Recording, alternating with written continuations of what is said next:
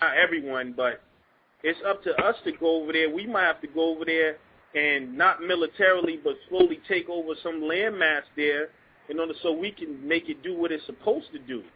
Yeah, run our ass out of there, yo. They got guns. I don't think we would have to do it that way, though. I think, brother, that you have a lot of, like, for instance, my mother's side of the family comes from the Cape Verde Islands, which is off the west coast of Africa. You got Europeans right now going over there, building resorts over there. They ain't asking to do nothing. You hear what I'm saying? Check it out. I know a lot of people from Africa, and I know affluent families from Africa. This is what they do, though.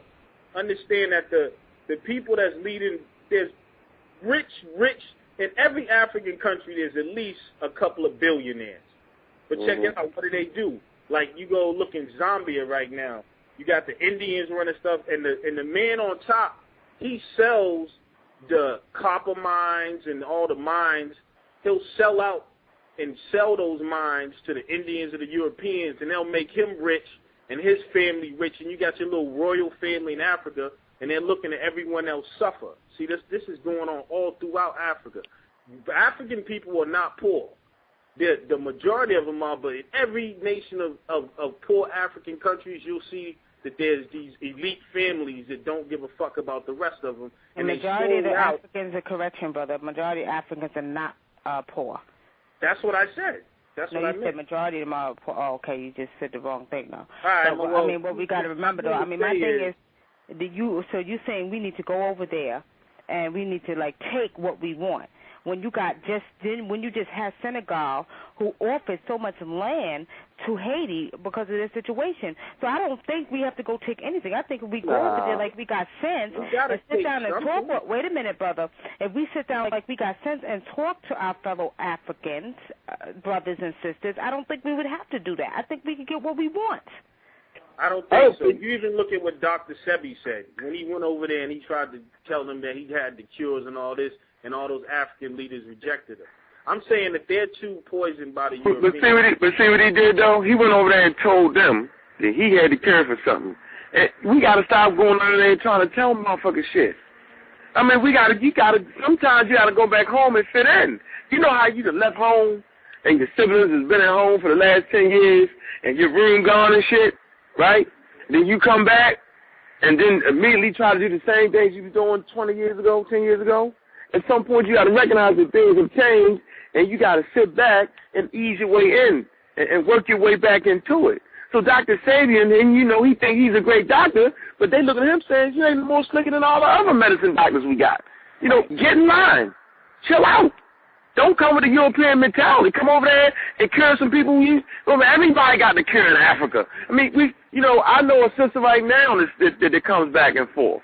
And Wunam know who I'm talking about. And when she came to African history class, she was talking about that's nothing to cure AIDS. So he didn't come with nothing. He ain't the only one with the slick bamboo fix it. So I'm saying is we need to stop going over there with European mentality.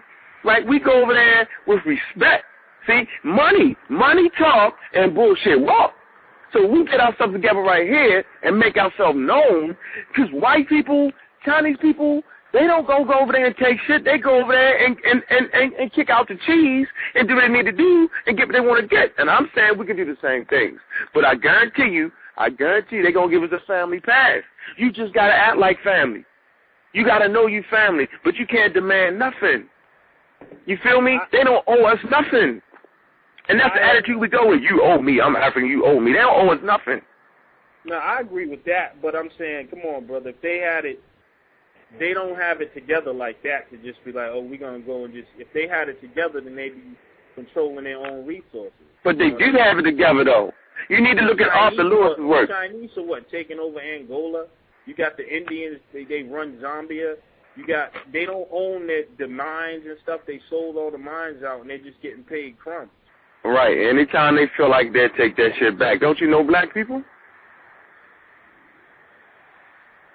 Think about that for a minute. But to even be in that situation in the first place, they couldn't have been in the right state of mind.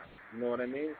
Well, who is, though? Yeah, but who is, brother? You know what we want to do? Sorry to cut you off, brother, but we got hands raised and we got... Yeah, go ahead, get the call. So let's take some... All right, yo, peace. All right, Black Power, brother. You come back in later. Black Power, let me see. 267. Where did it go?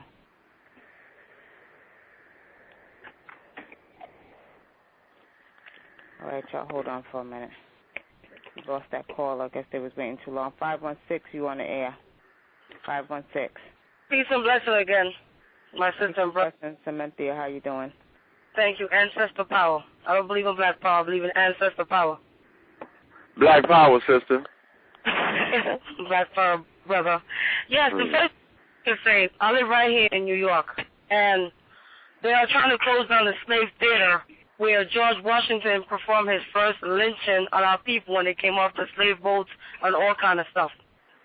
And this place is going to be closed up soon, and they're going to knock it down, and these bourgeoisie Jews, so-called Jewish, is going to take it over and buy a shopping mall area. So what I did and my husband, we took it upon ourselves and got petition paper written up by the court to go out there and collect approximately $1 from each people in the community.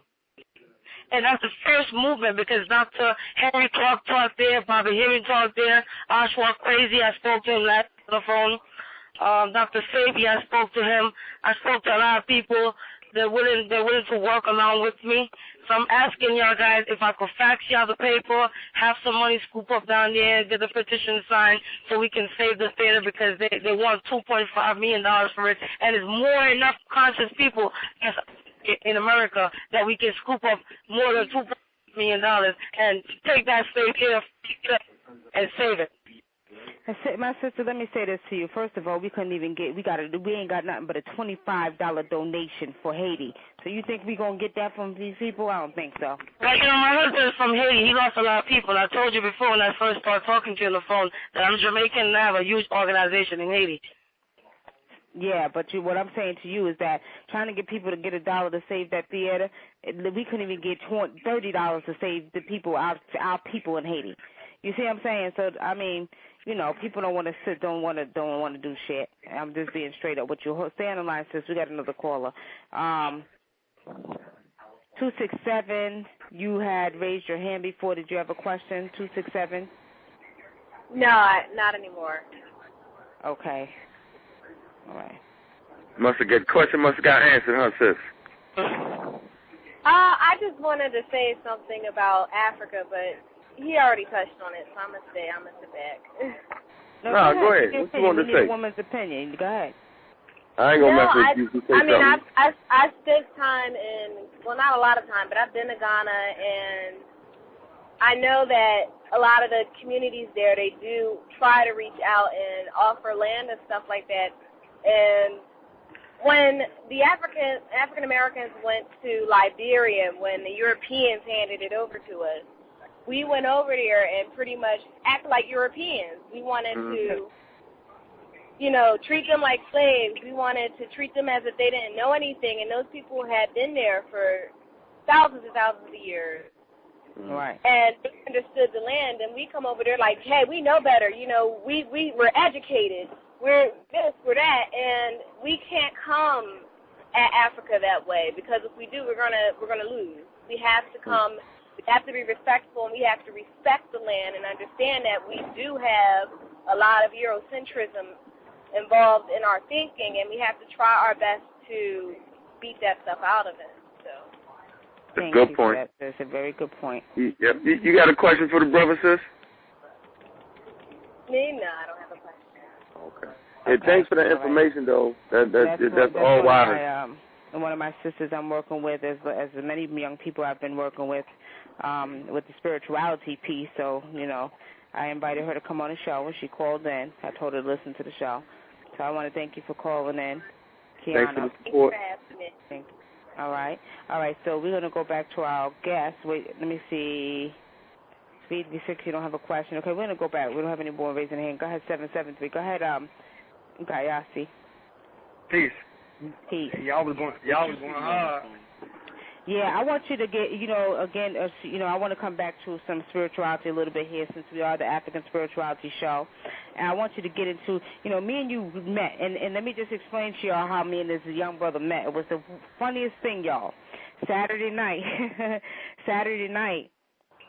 we were on, me and my cousin was on the phone in North Carolina, And, you know, we're sitting there going back and forth, and I'm practicing and doing readings with her. We're talking about spirituality. So this brother calls me from a 773 number. So I'm thinking it's another